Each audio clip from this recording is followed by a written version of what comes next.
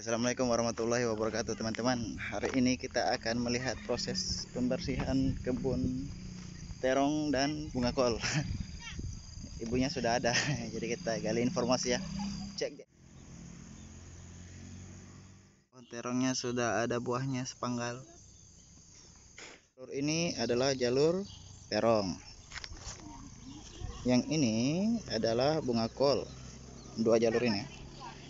Ini sama ini. Bunga kol. Kemudian ini terong. Ini terong, ini terong, ini terong, ini terong.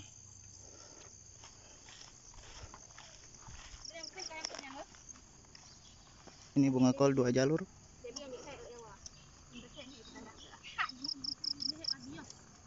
Dan terong di sudut. Sedang apa ini adik-adik? Ini adik-adik.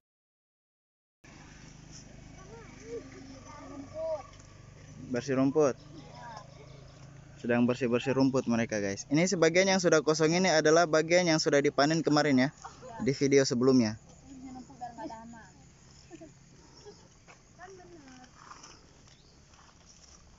Nah, ini ada ibu yang bertanggung jawab. Bu, boleh kita diskusi sebentar, Bu? Ya, sambil kerja ya. Oh iya, sambil kerja, Bu. Oke.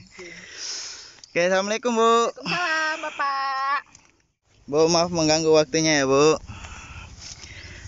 Ya, ini lagi sambil saya bersihkan rumput, sudah 3 minggu ditinggalkan, Ya. tidak ada perawatan, jadi kelihatan sekali kalau lahan yang tidak dirawat ini selama 3 minggu rumputnya pun juga banyak sekali. Iya.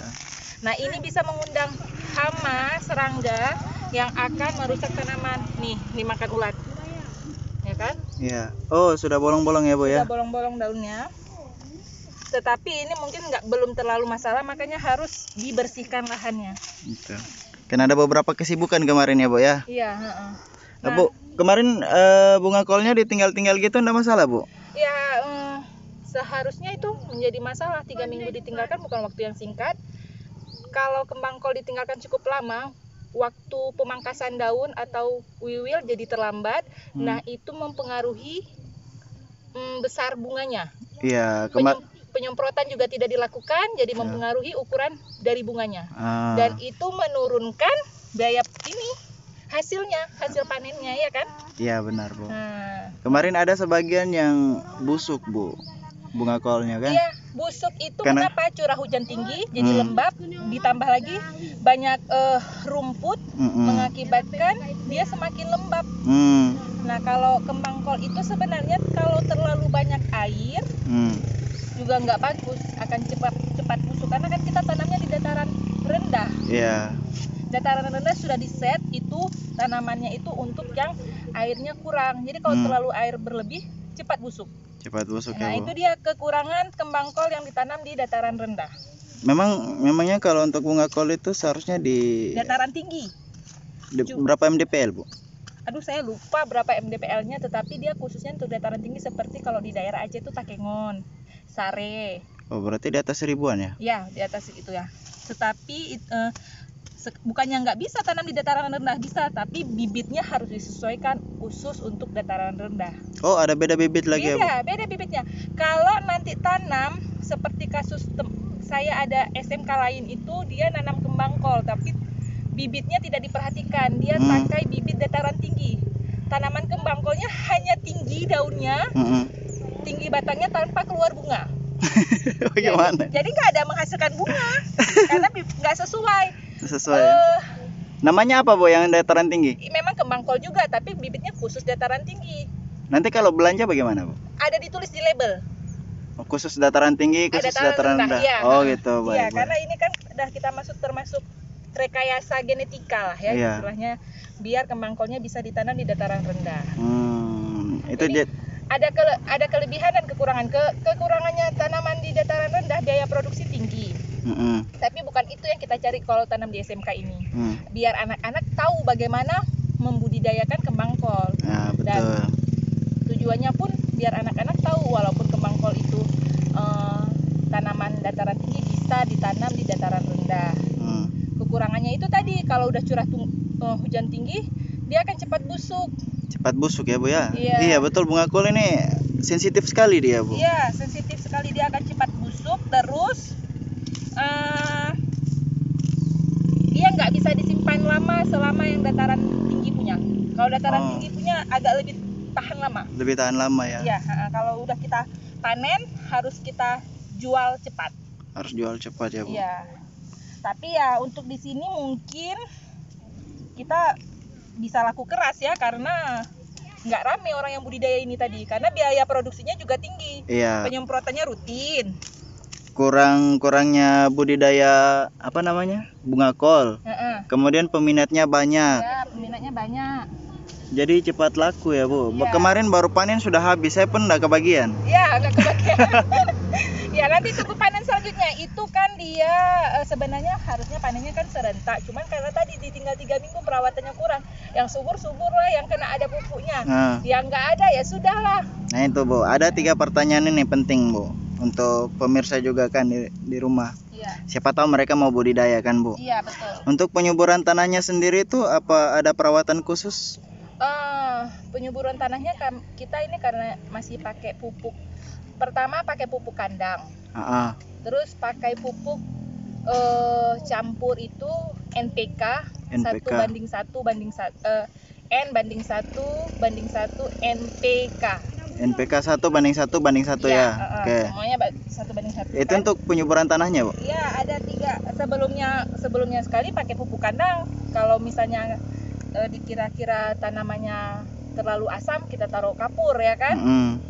Tetapi kalau untuk pemupukannya tanaman, kita pupuk dasarnya pakai NPK. Oke. Nah, dibantu juga dengan obat semprot. Yang pertama Gandasil daun dulu. Gandasil D. Pemupukan NPK itu saya pakai ada sekitar 3 kali pupuk. 2 kali pupuk susulan. Jadi pupuk pertama, habis itu ditambah sekali lagi pupuk susulan. Ya, setelah misalnya 2 minggu, baru kita tambah pupuk susulannya lagi. Pupuk susulan itu apa, Bu?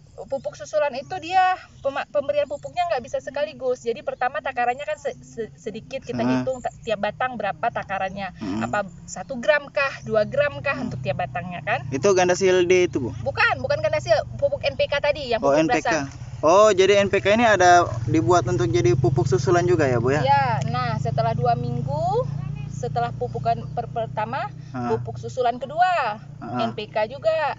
Ya. Jadi kita tambah pupuknya, jadi nggak bisa sekaligus kita taruh pupuknya kan? Iya. Nah, untuk yang pupuk daunnya itu kita bantu semprot.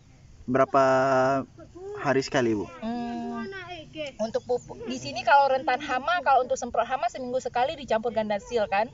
Kalau nggak hama ya 2 minggu sekali. Tergantung hamanya. Tergantung hama, Pak. Ya, kalau Gandasilnya itu saya nyemprotnya sekalian, saya campur sama obat serangganya, obat hama insektisidanya. Bisa dicampur-campur gitu? Boleh. Kalau untuk Gandasil bunganya, Bu? Gandasil bunganya udah setelah mekar besar atau harusnya sebelum kita rangsang kan, sudah Gandasil kita pikir tanamannya sudah cukup besar, sudah siap dia untuk pembungaan, baru kita ganti dia dengan Gandasil B. Oh gitu. Ya, jadi itu untuk merangsang juga ya, Bu ya? Iya, mungkin kira-kira sudah 5 minggu usia tanam. Setelah tanam 5 minggu setelah tanam baru kita semprot Gandasil B. Untuk merangsang pembungaannya. Pembungaan. Oh iya, baik. Oke, Pak. Terakhir, Bu. Iya, terakhir. Untuk hasil, Bu, biar menggairahkan orang kan, Bu. Iya. Untuk hasilnya sendiri itu per kilonya berapa, Bu? Hasil harganya? Iya, harga. Ini kita bicara masalah harga untuk menarik orang. Itu kenapa dicabut, Nak? Udah busuk? Iya. Kalau udah busuk harus dibuang ya, jangan sampai tertular yang lain ya. Harganya itu tergantung pasaran. Biasanya kalau akhir tahun curah hujan tinggi, harga sayuran itu kan mahal. Naik karena banyak yang rusak karena curah hujan tinggi. Kemarin tuh terakhir saya 13.000 per kilo. Itu kalau ambilannya grosiran. Ya, maksudnya tengkulaknya yang ambil ya. Nah, itu harga. Satu pohon bisa menghasilkan berapa gram, Bu? Kembali lagi perawatannya. Kalau perawatannya bagus bisa ada yang mencapai 1 kilo. Oh, per pohonnya ya, Bu? Per buahnya. Yang ini kira-kira ya. Tapi kalau perawatannya kurang, bunganya nggak besar, jadi juga nggak nggak sampai 1 kilo ya. Oh begitu ya Bu, 13.000 per kilo ya grosiran. Baik Bu, terima kasih atas informasinya. Teman-teman mungkin sekian ya, ini beliau pakarnya jadi. Belum pakar-pakar kali Pak, masih belajar juga. Maaf mengganggu waktunya ya Bu. Iya. Makasih Bu, assalamualaikum. Waalaikumsalam. Oke, untuk bunga kolnya segini, masih dalam tahap perkembangbiakan. Dan ini yang cantik. Kemungkinan masih bisa besar ini. Ini masih berkisar di range 2 sampai 3 ons. Yang ini. Ini juga sama. Nah, ini juga. Ini sudah di range 3 sampai 4 ons ini. Oh, mantap.